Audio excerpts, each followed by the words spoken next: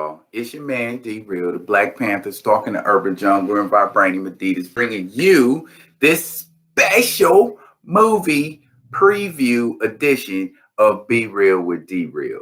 It's your man D Real. Let's just get into it. Friday, March 5th was the premiere of the Coming to America sequel, which is appropriately named Coming to America with a number 2. Clever, cute.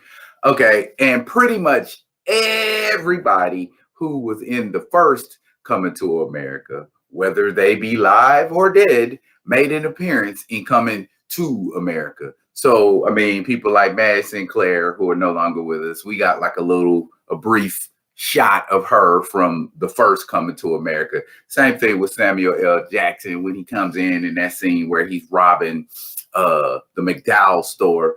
We get that preview of him. But overall, I think what Coming to America was about nostalgia. Okay. Now, before I get into the meat and potatoes of it, let me say this. If you're watching on YouTube and you're watching on the Be Real with D Real page, please, please, please like, comment, and subscribe to the page because I'm trying to retire and be not world famous, but a pretty well-known podcaster. And if y'all can help me do that by giving me some likes and subscribing to the page, and hitting the bell. I think I got a bell down there. Yeah, I'm pretty sure I got a bell down there. And if I don't, y'all know what I'm talking about. Let's just get to it. All right, here we go. The plot of Coming to America should be obvious from the previews. Eddie Murphy has a son. Eddie from the first, and I know what you're saying. You're like, wait a minute. He didn't do nothing with nobody. He was just with Lisa. Well, it's a sequel, and they can add or take out whatever the heck they feel like adding or taking out. Like, for instance, now that I think about it, I didn't see Lisa's little sister.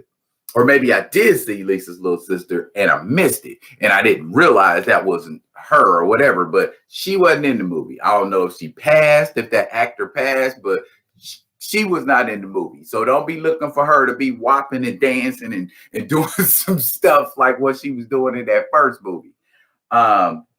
Second, but anyway, the plot of the movie basically is during that time when Eddie Murphy and Arsenio Hall was in the club cruising for chicks, they actually found some, and it was Leslie Jones, Big Les, and one of her homegirls. Long story short, Akeem's illegitimate son's mama is Leslie Jones, and she had to get him high to smash with him. So there you go. That's what happened. And then the ironic part is, the fantasy that all men dream about, your baby mama and your other baby mama becoming homegirls, because they was both from Queens, and they was like, yeah, that's my homegirl, and they was doing a Humpty dance together and all of that. So yeah, that aspect works out. Ain't no baby mama drama jumping off. So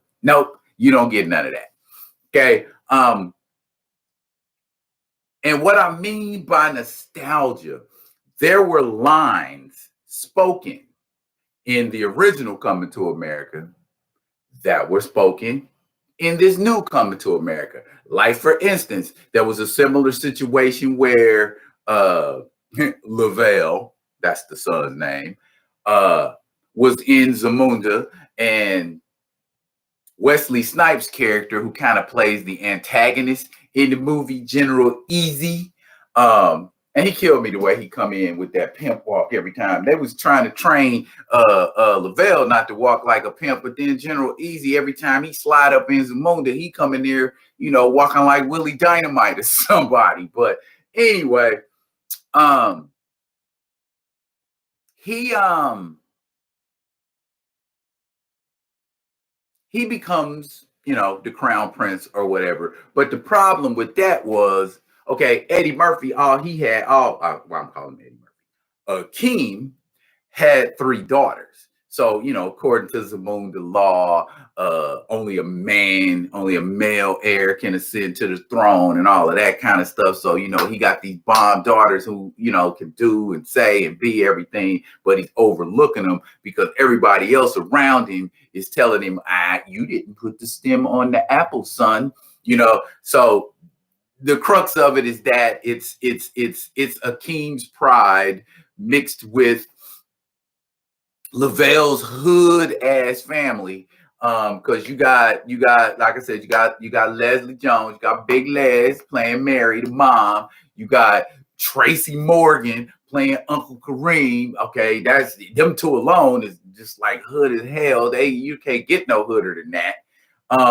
And then you have Lunel, of all people. Lunel, wow, glad to see you in a big time movie, Lunel.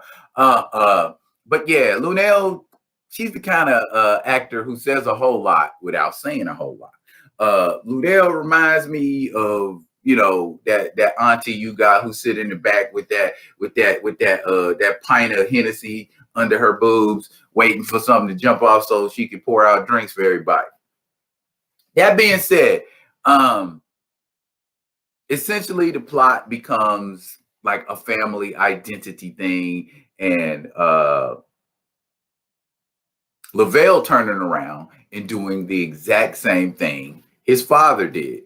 I don't want to marry this chick y'all throwing up in my face. But you got Tiana Taylor, and I'm like, okay, why is she moving like that? Why is she walking around like Aaliyah, who when she was playing Akasha in Queen of the Damned? Why did she have that little snaky kind of sachet when she was rolling up? But I mean, it worked because I could tell, I'm looking around the room and everybody's like, ooh, she's captivating. So whatever, the sex appeal thing worked. But ironically, she is the niece of Vanessa Bell Calloway's character that she played in the original Coming to America. And General Easy's whole thing about trying to get somebody married off to Akeem's family is because of how Akeem did her in the original movie when he had her jumping on one leg and barking like a dog. When Eddie Murphy's wife, played by Sherry Headley, Miss Lisa, gets pissed off at him and they're having an argument, she gives him attitude and goes, well, do you see me barking and jumping on one leg? So yeah, they make reference to that quite a bit, just like they make reference to a lot of things in that movie to the original. Long story short, I'm not saying don't watch Coming to America because it's got a lot of funny moments in it. But for a sequel, excuse me, I'm going to drink my tea early. For a sequel that took 88, 98, 2008, 33 years to make, I'd have thought they would have thought it through a little more and came up, with a better plot than the same plot that was in the first movie. The son does not want to marry who we putting aside for him to marry. We want him to be free to make his own choices. We want him to do what he wants to do. And just like Jaffe did for Akeem, he changed laws that said you had to marry somebody who was from Africa or Zamunda so that he could marry Lisa. Much in that same way, it's like, okay, Lavelle don't have to marry no princess. And that was the gist of Coming to America. A lot of Coming to America, like I said, is filled with cliches from the 1988 movie. Like I said, there's a lot of reference and quotes made from the previous movie. I mean, of course, there's going to be reference made. It's a sequel, but word for word, okay. I need some original stuff going on, and I think a lot of it felt rushed. Like, okay, I found you. Come to this Munda. We're gonna have our little fall. We're gonna get together. We're gonna love it. Then we're gonna have a falling out, and then the plot's gonna progress. Which is and that's how you have to look at it. A lot of what went on is simply plot progression, but it was what I like to call the triple P, which spoils a lot of movies. Predictable plot progression. Okay, when you got the triple P going on, that kills about 30% of your movie enjoying experience, because as the movie's occurring, I'm like, I know what's getting ready to happen. I know what they're getting ready to say. And especially with Coming to America, there's a lot of moments in that movie where it's like, I know what's getting ready to happen. Just like there's a scene where Wesley Snipes comes in and Akeem and his son aren't around, and they expecting, okay, you finna marry my daughter. And the only person there is Eddie Murphy's oldest daughter. And, we know she's nice. We saw in the beginning of the movie that she was nice with the bow staff and that she was nice with her hands. And Wesley Snipes tells his goonies and his goons and henchmen and all that, grab her. We're going to take her as hostage. And as soon as these cats grab her and they start walking, she break out and starts, getting buck nutty on them with the skills and whatnot. So who didn't see that coming?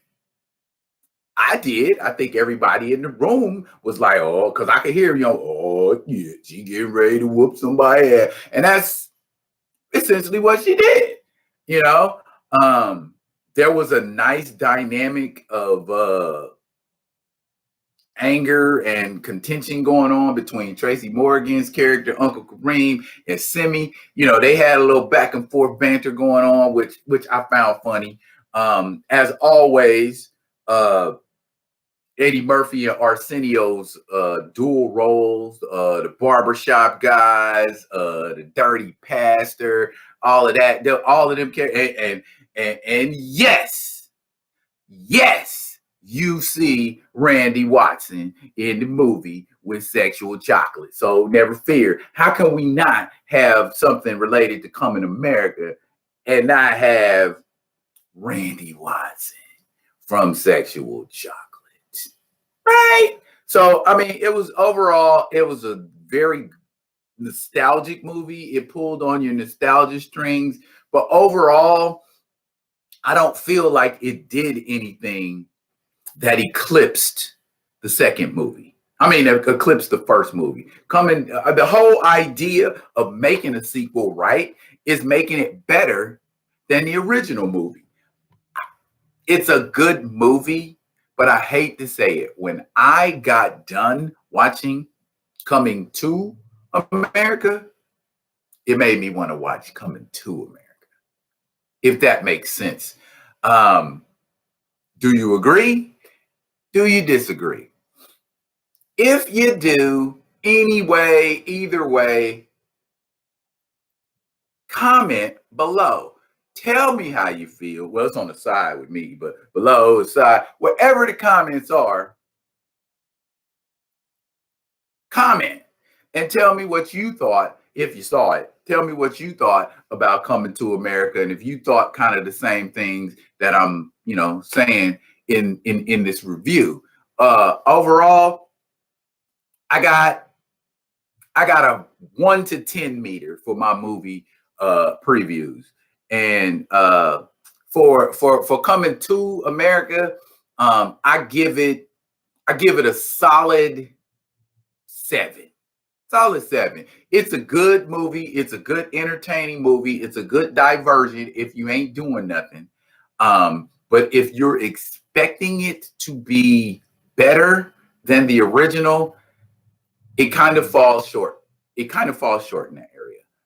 I was expecting more. I was expecting that curve that's going to make it uniquely Coming to America and not Coming to America.